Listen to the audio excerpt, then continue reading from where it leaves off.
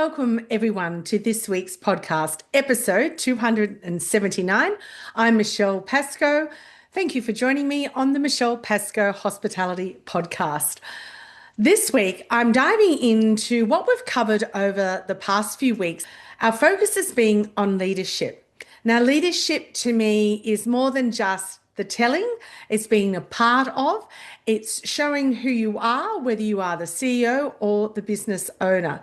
It's an amazing journey and one that I've been so fortunate and honored to be on with so many clients over the last 3 decades as I've grown as my own personal leader, but also seeing their development. Some of them have been CEOs when I first met them all those years ago, but others seeing them rise through the ranks, so to speak, in performing not just their duties, but I always believe leadership is about igniting the potential in those that are working with you, that are on this journey together, because not always does people see the potential that they have inside them. So this is going to be a little bit of a recap, but also my thoughts on what did each of these 3 amazing CEOs speak about? What was some of their key takeaways? And to add to that, what my takeaways and some challenges along with my reflections for you. So the first was strategic leadership with Paul Barnett. Let's start with him. Paul is the CEO of the Mingara Leisure Group, which are on the Central Coast where where Mingara is, but they are in so many more areas. For those that are not in the Sydney area, it's about an hour and a half to 2 hours north of Sydney. Now, Paul's leadership journey commenced a number of decades ago and has spanned over that time to build an incredible empire, so to speak, on not only building an amazing team, but also a multi-venue business. With a steadfast vision that he transformed Mingara from a single venue into a thriving multi-venue organisation. Now, with our registered club industry here in Australia, and particularly here in New South Wales, we have a board of directors. And so they are also, of course, part of the journey when businesses grow, but it also has to be brought out amongst the team, doesn't it? Through not just the CEO, but the COO and every other operational manager, then the middle management, then the team leaders, down through to our frontline teams. So as I talk about these journeys, this has been each of these individuals in planning about where they are on their journey and how they have built not their own personal and professional growth, but also that professional and personal growth of individuals within their team, as well as their venues. Through a series of strategic amalgamations, he revitalised struggling clubs, blending operational improvement with community focus from Port Macquarie to Roselands and to the mountains in Springwood, as well as to the Greens. Now, Paul's leadership shines through in his ability to see potential where others may see problems, even during challenges like the fire that happened at the Greens. Paul's long-term vision and calm determination helped him stay the course. His commitment to the cultural renewal alongside the physical development is a powerful example of people-first leadership. What's more, his investments in the community infrastructure, like the new hotel Encore, which is now on the Mingara premises, as well as the early learning centre and the future retirement village, demonstrates leadership that thinks beyond the balance sheet. And that's key, isn't it? In the hospitality business, we're all about people, but it's not just about hospitality, is it? It's every business is about the people, and our people are our community. Then one of the others that I had on my podcast over the last few weeks was Culture First Leadership, Glen. Now, from long-term strategy to the everyday heartbeat of team culture, I want to focus on what Glen shared with us. Now, Glen is the CEO of Ingleburn RSL Club, and they also have the Ingleburn Bowling Club, which has just been newly opened. And I must say, an amazing premise. Since the last time when I interviewed him a few weeks, I was there myself last week, and it just blew me away what a very small bowling club can do, and the people that are coming to it. It truly is a hidden secret, but what they've developed through the community is amazing. So, Glenn, his journey started from being a plumber to a CEO. He began with that second job. He was saving for a house with his, new wife, and got into the club industry, like many do in our industry. But through his interview, he shared with us his remarkable journey and how that has developed into this amazing leadership career, shaped by presence, purpose, and people. His philosophy is simple but powerful. Hire for culture, not just skill. And oh my gosh, how many times have we heard people saying, oh, well, they've got the right skill set. Yeah, but they just got no personality. They don't, they've got no heartbeat, as what Glenn says here is so important. It's about the culture of your business. Glenn believes that when your team shares the club values, magic happens, and it certainly does. He's known for being visible, walking the floor, chatting with the staff, and showing that leadership is about showing up. He does that. When I have meetings with him, you'll be walking through the venue. As I said, he's not just waving hello to his staff, but he's checking in on them. He's saying, I'm here, come up for a conversation if there's something that you need to ask me. But he's also connecting with the members and guests, those that are sitting there, those who perhaps know him as a CEO, but even those that perhaps are even new. He's got this really friendly dynamic about him that makes him real. And that's what's so important about this club that is very much in the hub of the community. Then I move on to the resilient leadership with Peter Norris. Now, I brought Peter on as he is currently the CEO at Club Corowa, which is a regional rural area here in New South Wales. But what blew me away about Peter's story is his most recent book. And his book is all about being the son of a notorious bank robber here in Australia.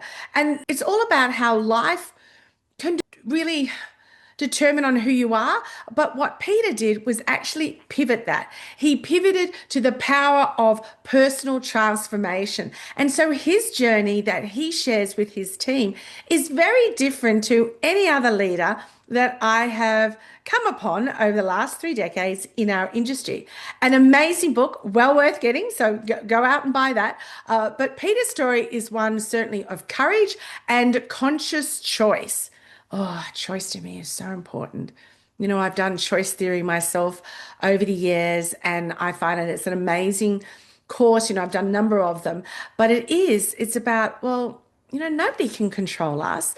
It's about the choices that we make. And in Peter's story, both what he shared with us on the interview on the podcast, as well as in his amazing book, really is about that choices that he made to change, to change the future. So growing up, as I said, the son of a notorious bank robber, he chose to break that generational cycle and build a life rooted in integrity and service.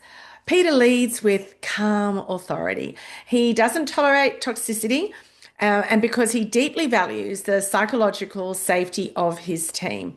He's quick to protect the culture he's helped build, but always with compassion and fairness.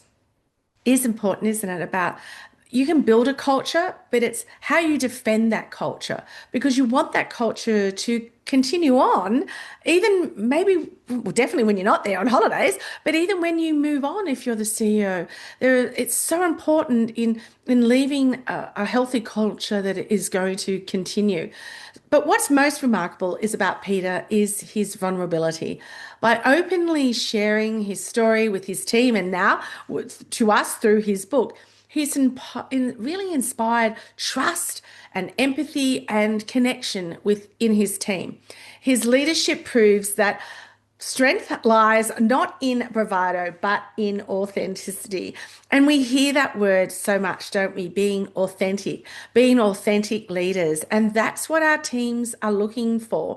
And that can be in vulnerability or being just open or asking for ideas or sharing your thoughts and getting feedback, but also being the strong leader when it comes to decisions. But that authenticity is so important in a world that I'm not just blaming AI because there's so many amazing tools with AI, but we are being confronted on a minute by minute basis about the lack of authenticity when we look at our screens due to, notorious people being out there. So authenticity when it comes down to people being face to face, going to your community venue is so very important. In Peter's world, every team member matters, and that's why they show up with commitment and care. That commitment and care is so important, isn't it? Now, let's look at my reflections because I really enjoyed listening and having conversations with those three CEOs.